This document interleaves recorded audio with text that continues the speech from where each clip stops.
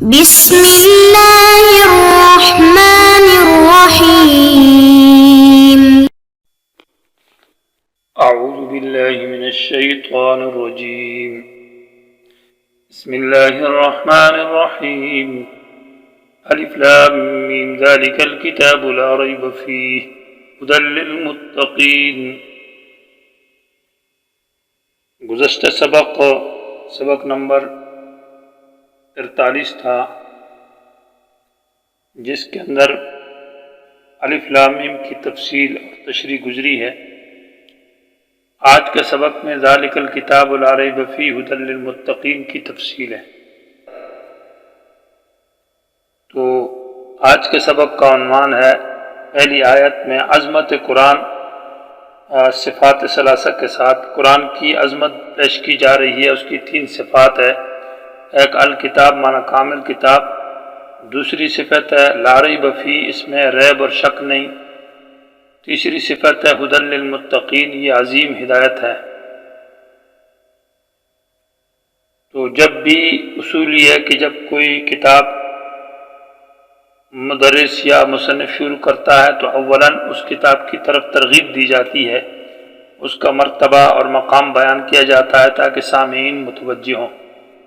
اللہ تبارک و تعالیٰ نے اپنی عظیم الشان کتاب کے شروع میں ترغیب ذکر کی ہے کہ یہ کتاب کامل ہے اور لا ریب کتاب ہے اور ہدایت عظیمہ ہے۔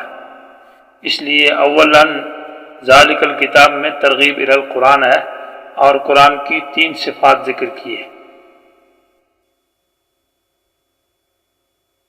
یہ ذالک الکتاب میں ترکیب کے اعتبار سے ایک قول یہ کہ ذالک الکتاب، ذالک اس میں اشارہ موصوف، الکتاب صفت ہے، اور لا ریب فیہ جو ہے یہ اس سے حال بنتا ہے مبتدا سے، اور ھدی للمتقین بھی حال ہے۔ تو 2 حال ہے، مبتدا کری اور الکتاب اس کی خبر ہے، یہ ایک ہی جملہ بنے گا۔ بعض حضرات نے کہا کہ نہیں، یہ 2 جملے ہیں۔ ذالک الکتاب یہ پہلا جملہ ہے اور لا ریب فیہ یہ اس کے لیے خبر ہے اور ھدی للمتقین اس سے حال ہے۔ لیکن اصح بات یہ ہے کہ یہ 3 جملے ہیں۔ ذالک الکتاب یہ مبتدا خبر ہے، اس میں اشارہ معرف باللام ہے، یہ الگ جملہ ہے، اور لا ریب فیہ یہ الگ جملہ ہے، اور ھدی للمتقین اصل میں ہوا ھدی للمتقین ہے، یہ تیسرا جملہ ہے۔ یہ صحیح قول ہے۔ تو اللہ تبارک و تعالیٰ نے اپنی کتاب کی طرف ترغیب دی ہے، اس کا مرتبہ ذکر کیا ہے، لیکن بندے کی طرح نہیں ہے، کیونکہ بندہ جب اپنی کتاب کی صفات ذکر کرتا ہے تو ساتھ اپنی عاجزی بھی بیان کرتا ہے کہ میں عاجز ہوں، کمزور ہوں، لیکن یہاں پر ایسا نہیں ہے۔ اللہ تبارک و تعالیٰ کی کتاب جو ہے وہ بالکل کامل اور اکمل درجے کی کتاب ہے، لا ریب فیہ ہے، اس کے اندر تمام صفات موجود ہیں۔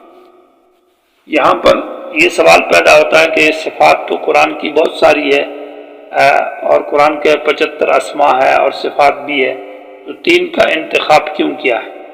جواب یہ ہے کہ یہ جو 3 صفات ہے، الکتاب، لا ریب فیہ، ھدی، یہ مرجع الصفات ہے، یعنی تمام صفات کا مرکز اور نچوڑ اور خلاصہ ہے۔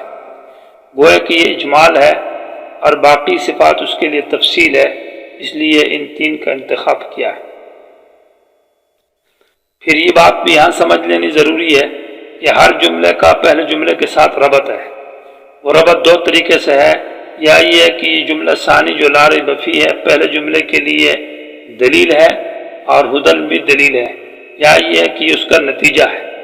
حاصل اس کا یہ ہوگا کہ ذالک الکتاب یہ کامل کتاب ہے، اور کامل کیوں ہے؟ اس لیے کہ لا ریب فیہ اس میں شک شبہ، اس میں خامیاں اور خرابیاں نہیں ہے، یہ عیب اور نقصانات سے پاک ہے، اور ہر وہ کتاب جس میں ریب نہ ہو، شک شبہ نہ ہو، وہ کامل ہوتی ہے۔ تو قرآن مجید بھی کامل کتاب ہے۔ اسی طرح یہ کامل کتاب ہے اس لیے کہ ھدی یہ رہنما ہے اور ہدایت عظیمہ ہے، اور جو کتاب بھی رہنما اور ہدایت عظیمہ ہو تو وہ کامل ہوتی ہے، تو قرآن بھی کامل کتاب ہے۔ گویا کہ یہ دلیل بنے گا ہر جملہ ثانی پہلے کے لیے۔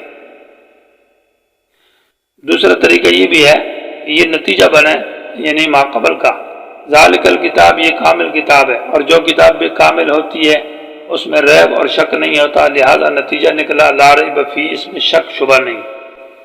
اور یہ کامل کتاب ہے، اور جو کتاب بھی کامل ہوتی ہے تو وہ ہدایت ہوتی ہے، اس لیے قرآن ھدی للمتقین ہے۔ ذالک اس میں اشارہ ہے، اور اس میں اشارہ جو ہے ذالکہ کا، اس کا مشار الیہ المذکور یا المنزل ہے۔ مشار الیہ کے لیے محسوس موجود ہونا ضروری نہیں ہے، بلکہ جیسے کہ عرب کہتے ہیں ھذا الماء یجری، یہ پانی چل رہا ہے، تو جو پانی چل رہا ہے کسی نالے کی طرف یا کسی پر جو چل رہا ہے پانی، اس کی طرف اشارہ کرتے ہیں ھذا الماء یجری، تو جو پانی آ رہا ہے، جو چلا گیا اور جو ابھی جاری ہے، سب کے بارے میں یہ اس میں اشارہ ہے۔ تو اسی طرح ذالک الکتاب کا معنی ہوگا یہ کتاب جو نازل ہو چکی ہے اور جو نازل ہو رہی ہے، ما سینزل کی تعویل میں، یہ الکتاب کامل کتاب ہے۔ کیونکہ سورہ بقرہ مدنی صورت ہے، تو مدینے سے پہلے جو آیت نازل ہے اور ابھی جو بعد میں نازل ہے، ان سب کے بارے میں ہے ذالکہ یہ۔ پھر ذالکہ اس میں اشارہ میں تل کا مؤنث نہیں کہا، اس میں اشارہ مذکر کہا ہے، تو اس کی وجہ یہ ہے کہ مذکر جو ہے یہ اس میں عظمت ہے بنسبت مؤنث کے، کیونکہ قرآن مجید یہ حکیم ذات کی کتاب ہے اور اس کی ہر بات میں حکمت ہے، تو اس لیے مذکر کا اس میں اشارہ ذکر کیا۔ دوسری وجہ یہ ہے کہ ذالک اس میں اشارہ بعید کے لیے، اور بعد کی دو قسمیں، ایک بعد مکانی جو مکان اور جگہ میں دور ہو، اور دوسرا بعد مکانتی ہے مرتبہ کے اعتبار سے، تو یہاں ثانی مراد ہے کہ یہ مرتبہ اس کا عظیم ہے، تو اس میں اشارہ مذکر کے لیے بھی اور بعد رتبی بھی ہے، اس وجہ سے معنی ہوگا یہ عظیم الشان اور کامل کتاب۔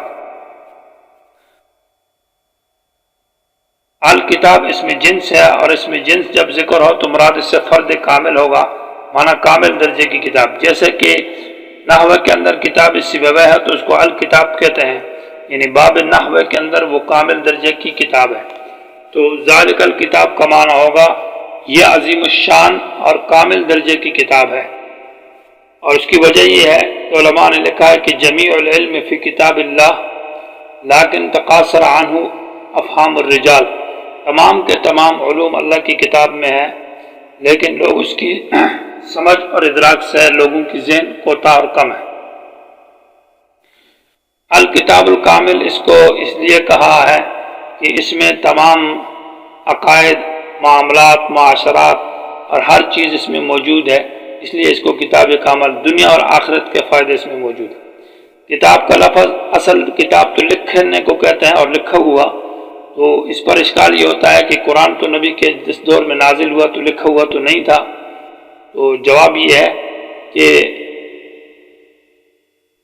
کتاب سے یہاں معنی یہ ہے کہ المجموع جو جمع کیا گیا ہے، کیونکہ لوح محفوظ کے اندر قرآن مجید لکھا گیا ہے، اور اسی طرح صحف ملائکہ میں بھی لکھا گیا ہے، اور اس طرح پھر صحابہ اکرام کے پاس چھوٹے چھوٹے پتوں پر، ہڈیوں پر اور ورقوں پر لکھا گیا تھا، پھر نبی کے سینے میں موجود ہے، پھر صحابہ اکرام کے سینے میں بھی موجود تھا، اور اس طرح حضرت ابوبکر کے دور میں باقاعدہ طور پر اس کو لکھا گیا ہے، تو اس تمام کی طرف اشارہ ہے، اس لیے ذالک الکتاب کا یہ مشہور معنی مراد ہوگا الکتاب بمعنی المجموع ہے، یہ جو کامل مجموعہ ہے، جو لوح محفوظ میں ہے، جو صحف ملائکہ میں ہے، جو نبی کے سینے میں ہے، جو صحابہ اکرام نے اپنے اوراق پر لکھا ہے، یہ کامل کتاب ہے۔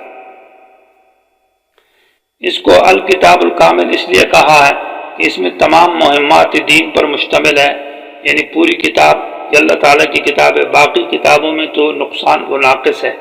امام بخاری رحمہ اللہ کی جو کتاب بخاری شریف ہے وہ بھی اتنی کامل نہیں ہے، کیونکہ امام بخاری رحمۃ اللہ علیہ کو 3 لاکھ احادیث یاد تھی، اور جس میں سے 1 لاکھ احادیث صحیح یاد تھی، لیکن امام بخاری نے تقریباً 7,000 احادیث ذکر کی ہے، اور بحسب تکرار وہ 5,000 احادیث ہے،